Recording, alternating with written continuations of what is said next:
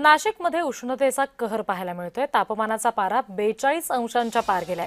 रस्त्यांवर सध्या शुकशुकाट आहे। संपूर्ण जनजीवनावर परिणाम झालेला आहे। सगळं दैनंदिन कामकाज विस्कळीत झालेलं आहे।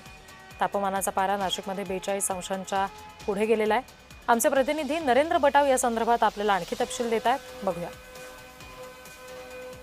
राज्यामध्ये आता दिवसेंदिवस उन्हाचा तडाखा वाढलाय। त्याचप्रमाणे नाशिक जिल्ह्यातील शहरी ग्रामीण भागात देखील मोठ्या प्रमाणात उन्हाचा तडाखा वाढलाय। आपण बघितलं तर शहरासह ग्रामीण भाग हे उन्हाच्या तडाख्याने त्रस्त झाल्याचे दिसून येत आहेत।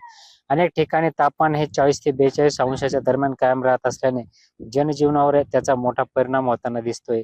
शहरी भागात रस्ते देखील ओस पडल्याचं चित्र यावेळी अनेक ठिकाणी दिसतंय। तर ग्रामीण भागात दुसरीकडे पाहिलं तर आता ग्रामीण भागात हे शेतशिवार ओस पडलेले दिसत आहे। शेतकरी असो वा शेतमजूर उन्हाच्या झळांमुळे सावलीचा आधार घेत आहेत। वाढत्या तापमानाचा परिणाम आता शेती कामांवर होताना दिसून येत असून जनावरांनाही उष्णतेचा फटका बसतो।